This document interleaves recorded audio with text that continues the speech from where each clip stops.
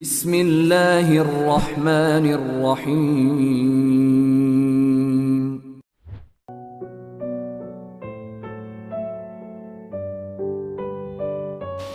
Teman-teman yang dirahmati Allah Subhanahu wa taala, puji syukur kepada Allah kita malam ini bisa ngumpul lagi di sini belajar bareng walaupun suasananya mungkin tidak terlalu serius seperti di dalam kelas. Niatin aja pertama kita duduk iktikaf di rumah Allah. Itu aja udah luar biasa pahalanya. Sehingga kalaupun misalnya kita duduk di sini terus dengerin tausiah nggak ngerti, tapi insya Allah ngerti karena tausiahnya nggak terlalu berat. Kalaupun kita nggak ngerti, kita tetap pertama udah dapat pahala iktikaf. Dan iktikaf itu pahalanya kata Nabi fadzalikumur ribat, seperti orang yang berjihad dengan adegan ribat. Ribat itu kalau di zaman Nabi mengepung benteng musuh dengan waktu yang lama, hari, minggu, bahkan kadang-kadang sampai 1 bulan. Kalau sekarang di Palestina, pasukan perjuangan pembebasan Palestina yang dikenal dengan nama Hamas, mereka ribat di terowongan-terowongan menunggu tentara Israel lewat, itu bisa berbulan-bulan sampai 1 tahun. Itu namanya ribat. Jadi berdiam diri sambil ngepung benteng musuh. Nah, itu salah satu adegan paling membosankan dalam jihad. Kalau ketemu musuh langsung itu jelas. Atau kalau misalnya serang-serangan itu jelas. Tapi kalau ini nungguin, ngapain kok ditungguin? Kenapa dikepung? Karena salah satu strategi jihad di zaman itu adalah mengepung benteng supaya orang-orang di dalam benteng itu menyerah karena kehabisan stok makanan. Akhirnya mereka nyerah. Dan ini cara paling sedikit kerugian nyawa itu paling sedikit lewat ribat, karena hampir tidak terjadi peperangan. Termasuk Nabi ketika terjadi perang Khandak atau perang Ahzab, itu kan menggali parit ya di sekeliling kota Madinah. Nah, musuh datang ngepung sehingga kaum muslimin gak bisa keluar untuk mendapatkan logistik. Nah, dalam masa pengepungan itu Allah Subhanahu wa taala mendatangkan angin yang kencang dan dingin sehingga akhirnya pasukan Abu Sufyan atau pasukan orang kafir itu harus meninggalkan pos mereka dan terbukalah jalur akses logistik untuk kaum muslimin. Itu disebut dengan ribat. Dan orang yang melakukan ribat ini terkenal dengan sabarnya. Orang yang melakukan ribat terkenal ahli ibadahnya. Karena kalau mereka dalam kondisi ribat nganggur, apalagi main game, terus habis baterai nggak bawa power bank, kan susah ya. Nah, sehingga orang yang ribat itu dia nggak entertain. Entertain mereka itu ketika ribat apa? Tilawah. Entertain mereka ketika ribat apa? Sholat. Karena sholat buat mereka itu entertain, hiburan kalau bahasa lebih sederhananya. Soalnya Nabi SAW pernah bersabda ketika mau sholat asar, Nabi bilang kepada Bilal, "Ya Bilal, arihna bis sholah." Wahai Bilal, istirahatkan kami dengan sholat. Jadi buat mereka sholat itu istirahat. Nah, ini namanya ribat. Yang mampu melakukan amal ini hanya orang-orang istimewa saja, yang kekuatan sabarnya luar biasa. Dan ayat ribat itu ada di akhir surat Ali Imran. Ya ayyuhalladzina amanu sabiru wasabiru warabitu. Rabitu ribat. Ya ayyuhalladzina amanu sabiru wasabiru warabitu. Dia level ketiga. Wahai orang yang beriman, bersabarlah. Kita aja masih di level ini nih, belajar sabar. Wasabiru, kuatkan kesabaran. Maksudnya apa? Ini untuk level kedua yang ujiannya gak habis-habis. Kalau bersabar itu ujian pertama. Misalnya ujian sebutlah sakit. Itu isbiru. Udah sakit, gak punya duit. Wasabiru. Udah sakit, gak punya duit, gak ada yang perhatiin. Nah, ini nih wasabiru nih. Jadi bukan hanya isbiru. Jadi kalau ada teman kita sakit, isbir, sabar ya gitu. Tapi kalau Gua bukan cuma sakit fisik tapi nah kalau udah masuk ke dalam lebih ini lagi tuh berarti udah wasobiru. Berkali-kali terus saja diuji dengan ujian yang bertubi-tubi. Udah sakit tadi, ditinggalin orang yang dia udah sempat kegeeran, atau diharkosin, ya harapan kosong gitu kan, atau teman-temannya pada cuek sama dia, nggak ada yang peduli, keluarganya jauh, nggak punya uang, dan segala macam bentuk ujian. Kalau udah terkumpul atau beruntun datang ke dalam kehidupan seseorang, maka kalimatnya wasobiru, kuatkanlah kesabaran. Ini level kedua. Di atas level yang kayak gini, yang ujiannya bertubi-tubi, ternyata ada level warobitu, ribat. Berarti ribat itu lebih daripada sabar, dan kuatkanlah kesabaran. Kayak Nabi Ayub itu sabar atau kuatkan kesabaran? Kenapa? Karena ujian beliau bukan cuma sakit. Pertama sakit. Kedua, anaknya satu persatu meninggal. Setiap tahun meninggal satu, setiap tahun meninggal satu, sampai habis semua anak beliau. Ketiga, hartanya habis, sampai beliau tinggal di gubuk kecil, di tempat yang sangat kayak terpencil gitu, kayak terusir gitu, dan gak punya siapa-siapa. Yang keempat, keluarga besar beliau meninggalkan beliau kecuali istrinya. Sampai pernah saudaranya datang pengen menjenguk Nabi Ayub, tapi mereka cuman dari luar, gak masuk ke dalam rumah. Kenapa? Mereka ngomong dan kedengaran sama Nabi Ayub. Mereka ngomong, jangan masuk, kenapa? Ntar ketularan.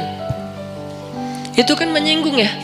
Kadang-kadang kayak kita kena cacar ya, kita tahu cacar itu nular, tapi kita gak rela ada orang ngomong kayak gitu depan kita kan. Jangan ke rumah dia lagi cacar, ntar kamu ketularan. Kan tersinggung kan? Walaupun itu gak ada yang salah, dia gak ngegibah, dia gak ngegibah sih.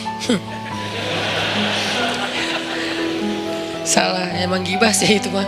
Karena definisi gibah sesuatu yang kau bicarakan benar, tapi orang yang mendengarnya gak nyaman, itu gibah. Kebenaran yang kita bicarakan, tapi orang yang mendengar itu objeknya gak nyaman, sedih minimal, kalau gak sakit hati itu gibah. Ya berarti gibah. Nah ini kan kita gak mau. Nah itu namanya wasobiru. Nabi Ayub dengan level yang udah luar biasa dahsyatnya ujian beliau disebut dengan kata-kata wasobiru. Tapi ribat di atasnya lagi, isbiru, wasobiru, warobitu. Sehingga orang yang itikaf di masjid, walaupun cuman dari maghrib ke isya, karena itu waktu itikaf paling pendek, intidharus sholah ba'da sholah, menunggu sholat setelah sholat itu yang paling gampang kan? Nunggu isya setelah maghrib. Yang paling capek nunggu subuh setelah isya. Ini Ramadan lah, Ramadan setahun sekali oke. Kalau nunggu zuhur dari subuh kayaknya jarang, karena kita rata-rata gak nunggu, soalnya sibuk dengan kegiatan. Kalau dari isya sampai subuh juga jarang. Jadi paling gampang tuh nunggu isya setelah maghrib. Itu udah i'tikaf. Nah siapa yang melakukan itu, kayak sekarang kita nih, sambil santai, sambil dengar ceramah dari maghrib sampai isya, pahalanya ribat. Bukan pahala sabar, bukan pahala sabir,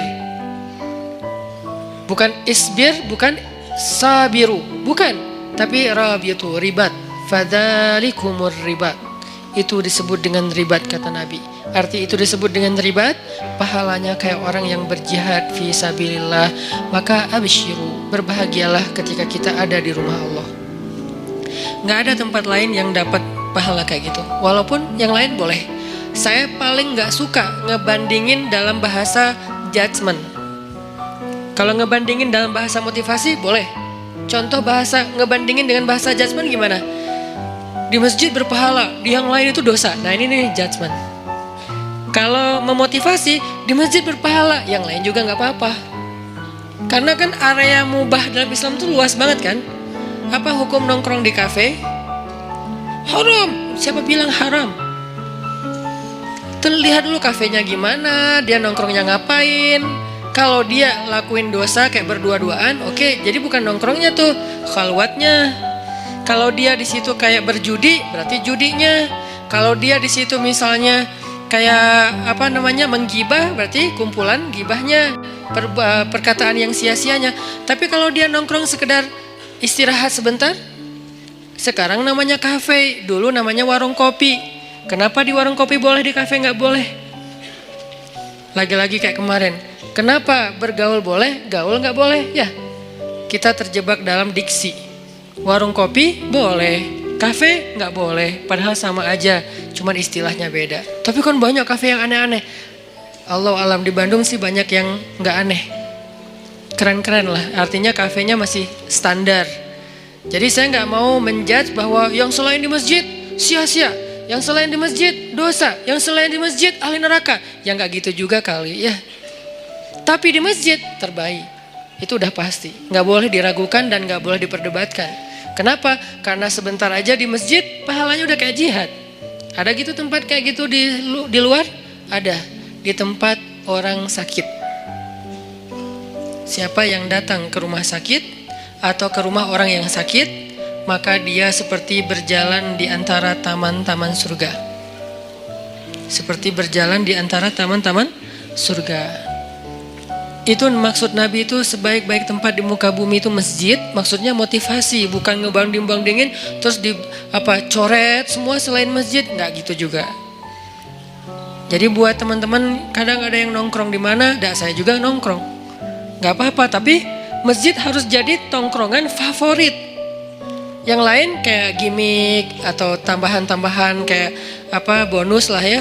Tapi tongkrongan paling favorit itu adalah nongkrong di masjid. Kalau ada yang nanya, di masjid kok nongkrong? Ya, nongkrong itu bahasa Arabnya majlis. I'tikaf, i'tikaf itu artinya berdiam diri. Berdiam diri bahasa anak mainnya nongkrong. Ya, sama aja. Jadi ini terjemah. 1, niatin i'tikaf. Niatnya gimana Ustadz? Saya i'tikaf, udah selesai gitu. Gak perlu ribet-ribet. Gak perlu misalnya harus, cari dulu di googling, niat i'tikaf, boleh, nggak apa-apa pakai bahasa Arab.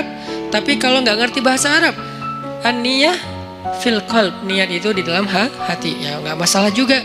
Niatin aja, ya Allah saya lagi i'tikaf di rumah Engkau, izinkan ya saya jadi tamu. Diam sebagai tamu.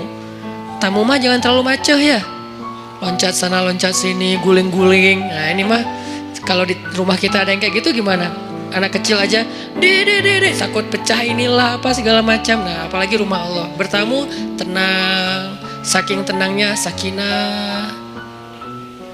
Bangun-bangun udah azan isya gitu kan ya.